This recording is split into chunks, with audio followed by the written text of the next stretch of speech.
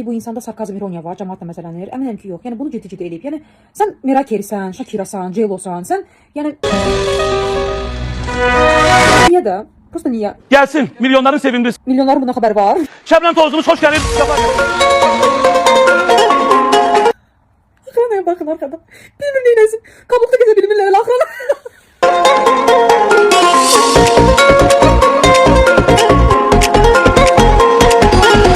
Kalabilmez bu. 100% kimdəsə görür, çox güman Qəddafi də görür. O vaxtda Qəddafi qızlarla gəzirdi də. Düzdür, onun axı yaxşı olmadı, amma yəqin onu bilmir. Yəni gülüb baxıb məsələndirik, amma Allah haqqı, yəni bu nədir də yəni? Bir insan niyə bunu eləsin? Çox şey deyərdim, prosta ki, axut yoxdur, qabaqdan bayramlar gəlir, istəmirəm məni məhkəməyə versinlər.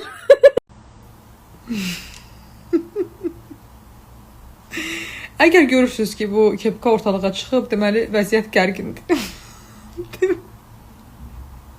Hamı soruşur ki, bəs nə yazır, nə deyir? Balaşqalar, mən Azərbaycanlı, siz Azərbaycanlı, hamımız Azərbaycanlıyıq. Bilmirik bizdə, yəni bu tayfa necə problemi həll edir. Şantajla. Şantaj edir mənə ki, sənə bu qədər vaxt verirəm, o videonu sil, nə bilim nə. Mən videonu silən deyiləm. Ola bilsin, özü sildirsin. Yəni görürsünüz ki, video yoxdur, mən silməmişəm. Çünki o vaxt Kənan əməmə də belə bir video çəkmişdim. O sildirmişdi videonu TikTokda da, Instagramda da. Hə, mən şantaj edir ki, sənin profilimi bağlatdıracağam, səni belə eləyəcəm. Profilimi də bağlatdırmışdılar. Yəni 2 həftə açıldı, o da problem deyil. Və mən də belə danışır ki, mən küçədə zətdə belə, necə deyim, küçədən çıxmışam, gəlmişəm, kamera götürmüşəm, videolar çəkirəm. Yəni belə düşük bir insanam da. Ürəyimdə fikirləşirəm ki, excuse me, sən bilirsən başım, mən kiməm?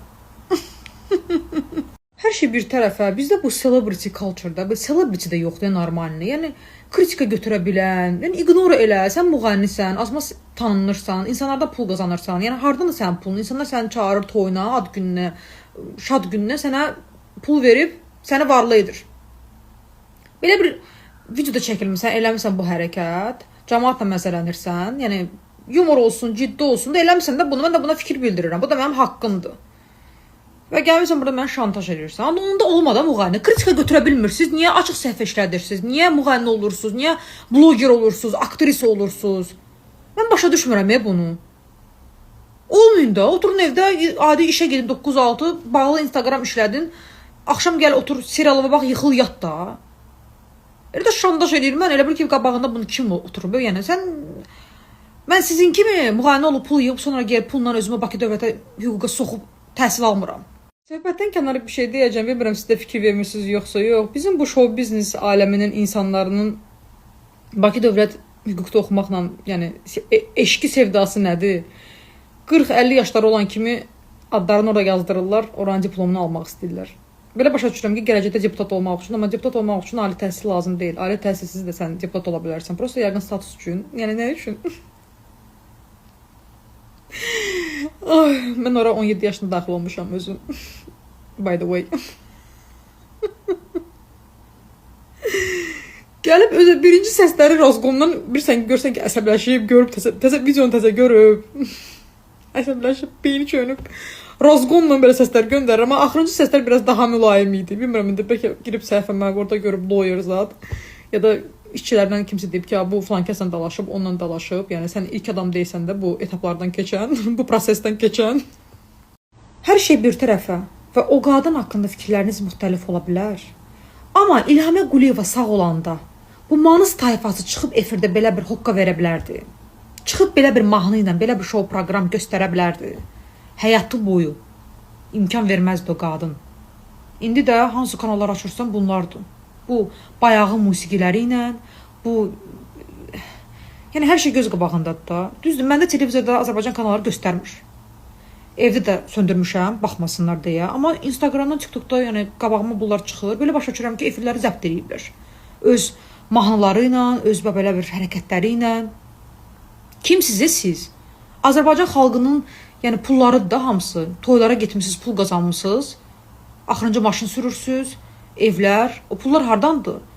Və çıxıb cəmaatı dolanmışsınız bir yerinizə, belə bir, yenə deyirəm, mahnı ilə, show proqramla. Amma sizə heç kim üçün deyə bilməz. Siz kimsiniz? Peyğəmbərin bacısısınız siz. İndi yenə bir qadınla söhbətimiz düşdü. Yazacaqlar ki, bu feminist deyildi. Nə dəxli? Nə dəxli? Və bir şey deyim, yaxşı adıma düşdüm. Son zamanlar kişiləri pazlamıram deyə mənə çox kişilər yazmağa başlayıb Instagramda tanış olmaq məqsədi ilə. Bu mənim xoşuma gəlmir. Mənim xoşuma gələrdi ki, mənə heç kim yazmır, məndən hamı qorxur. Mənə yazmayın, xahiş edirəm. Mən o modda deyiləm. 2026-cı il ancaq travel ili və pul qazanmaq ili olacaq. Ona görə də yaxşı eləməsəydiniz, sizi pazlamıram neçə vaxtı. Bir-iki dənə işim var. Gedim gəlim. Sizin də növbəniz gələcək. Darıxmayın.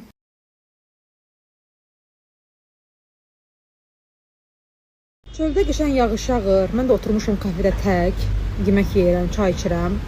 Və sonra fikirləşirəm ki, axı mən niyə tək oturmuşam, tək yemək yeyirəm. Və girirəm Instagramma, yadıma düşür ki, niyə mən təkəm.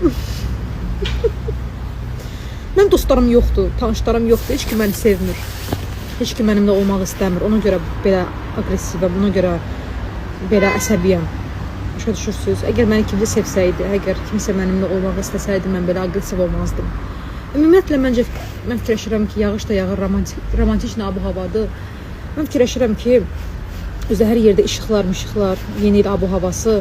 Gəlin dalaşmayaq, gəlin bir-birimizə söz soxmayaq, gəlin mehriban olaq, hamımız. Yəni, hər şey bir tərəfə, Bakıya necə soyuq hava yaraşır. Necə yaraşır. Luboy mağazinə girdim. Mola, küçədə, bayırda insanlar işdən sakitcə çıxıb, havaya baxıb, gediblər evlərinin iş yerlərinə. Bu soyuq havanı görüb, yığışıblar öz berloqalarına. Mağazində, küçədə insan yoxdur. Özdə o Black Friday həngaməsindən sonra o konkret hiss olunur da o. Amma hər yerdə endirimlər davam edir. Mən qışda yaydan daha çox yatıram. Yayda yatıram 7-9 saat, qışda yatıram 8-11 saat. Və əvvəllər özümü pis silirdim. Sonra alimlər çıxdı ortalığa və dedilər ki, qadınlar kişilərdən daha çox yatmalıdır. Çünki biz gün boyu daha çox beynimizi istifadə edirik. Və dediyim kimi, mən qışda çox yatıram. Ona görə getdim özümə qəşəng paduşka aldım ki, belim boynum əyilməsində. Daha çox vaxtımı kravatda keçirəcəm bu qış. Bugün dediyim kimi, mən təkcə kişiləri yox, bu masajorumdur, elə bilərsiz başqa şeydir. Belə masaj edirəm, hə, deməli, 12 saat yatmışam, ona görə yorulmuşam. Mən bugün həm kişiləri, həm də ki, qadınları cındır çıxardacağım. Kişilərdən Nietzsche, Jean-Jacques Rousseau və qadınlardan isə Mother Teresa, Ana Teresa, Korоче, da, Mad Teresa. Hamı elə bilir ki, o yaxşı qadın olub. Amma mən bilirəm o kim olub. Və birazdan hamınız biləcəksiniz. Popcornunuzu hazırlayın. Gəlirəm mən. Balaşqalar, necə həftədə 197 min izləyicim var. 3000 qalıb 200 min olmağa. Mən istəyirəm ki, tez 200 min olum. Bir dənə video var. Düzdür, 12 yaşdım, 12-nin yarısı da başlısı. Yəni, indi paylaşsam, onun potensialı var ki, sabaha qədər mənə 200 min eləsin. Prosta ki, deyirəm də yeni ildir, bayramlardır. Bayramlardır, qarqış yəsi olmayaq, dava-dalaş salmayaq, amma ki, özümü stop eləyə bilmirəm. Bilmirəm, nətər eləyək? Saat 1 işləyib, ona görə də gəlin vaxt itirmədən mən bugün hamını cındır çıxardım. Sonra gedim başımı təzə özümə aldığım bahalı yastığa qoyum və yıxılım yatım. Deməli, birinci victim, jертвамız olacaq Jean-Jacques Rousseau. Jean-Jacques Rousseau dediyim kimi, Azərbaycanda çox da tanınmış bir insan deyil, amma Rusiyanın özündə, elə Avropanın özündə çox tanınmış bir filosofdur və bir çox indi klassik sayılan yazıçılara təsiri olub, elə o dünən danışdığımız Tolstoyun özünədir. Deməli, Rousseau çox da yaxşı insan olmuyor, ümumiyyətlə, belə dost kimi də, belə yoldaş kimi də, ümumi bir insan olaraq çox xiyar bir insan olub və bir qadınla yaşayıb həyatının axırına qədər, amma 100% ona xəyanət edib, yəni bordellər də orada-burada qadınların yanına gedib. Və bunun ən tanınmış kitabı Emil ili o Vaspitani. Orada bir uşağa necə tərbiyə vermək lazımdır, necə at olmaq lazımdır falan. Onun haqqında məsləhət, yəni kitab yazıb. Birincisi video paylaşmışam. Zəhmət olmasa onu like edin, komment yazın, mənə də əsəbləşdirməyin. İkincisi davam eləyək. Deməli bu Jean-Jacques Rousseau çox seksiz bir kişi olub və hətta qadınların təhsil almasına qarşı olub. Onun üçün qadının əsas missiyası, məqsədi uşaq dünyaya gətirmək, ana olmaq və öz kişisini xoşbəxt etmək olub. Və heç vaxt evlənməyib, Teresa adlı bir qadınla yaşayıb, çox aşağı status olan bir qadın. Onun həm evdə xidmətçisi işləyib, yəni evin yığışdırıb, yeməyini bişirib, həm də ki bunun seksual partnyor olub da, yəni. Və təsəvvür edin ki, bir filosofun, bir yazıçının ən məşhur kitabı Emil İlya Vоспитание uşaq tərbiyəsi haqqında olubdu. Yəni orada da əsas oğlan uşaqlar haqqında danışır ki, oğlan uşağı necə tərbiyə vermək lazımdır. Anadan olandan düz 25 yaşına qədər. Yəni belə bir kitab yazıb bu insan. Amma özü Tereza buna 5 dənə uşaq dünyaya gətir və onu məcbur edib ki, 5-ini də dettoma qoysun. Yəni deyirlər ki, kimdə nə yoxdur ondan danışır. Bax bu odur. Bax bu konkret odur. 5 dənə uşağını dettoma atır ki, mən ata olmaq istəmirəm, mənlik deyil, mənim fəlsəfəmə uyğun deyil bu. Yəni həyatında heç bir gün ata olmayıb, bir saat ata olmayıb. Götürüb tərbiyə haqqında kişi kitab yazır. Baxın da siz. Və orada 5 etaba bölünür də oğlan uşaqlarının tərbiyəsini. Və bunu mən nəyə görə dedim? Orada qeyd elədim. Tolstoyun ilk əsərlərindən biz onu keçmişdik ya 8 ya 9-cu sinifdə Детство, Отрочество, Юность. Bax o etapları, o əsərlərin adlarını Russodan, o kitabdan götürüb. Yəni o dərəcədə Russonun təsiri olub Rus yazıçılarına və dediyim kimi də o vaxtı Rusiyada yazıcı olmaq üçün sən fransız və alman dillərini bilməliydin ki, ortalığa bir şey çıxarda biləsən. Короче, Rusiyada belə bir quş.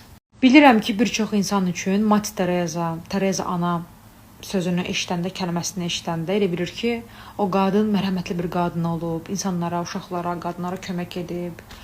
Halbuki elə deyil.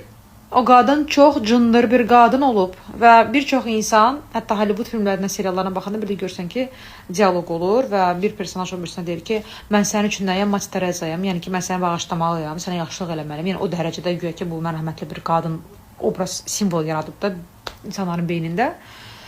Və dediyim kimi, bu belə olmayıb. Bu qadın diktatorlardan, mafiozilərdən, yapanyatlı insanlardan pul çərdisi var idi, adi insanlardan, yəni ona güvənib pul verilmiş. Halbuki o pulun heç 5%-ni o kasalara xərcləməyib. Onun saxladığı klinikalar, xəstəxanalarda insanlar milçək içində, antisanitariya içində dünyasını dəyişirmiş. Hətta elə xəstələr var ki, yəni ölməli deyilmiş, amma ölürlərmiş. Xəstələrinə deyirmiş ki, dözün, lazım deyil iynə, lazım deyil dərman.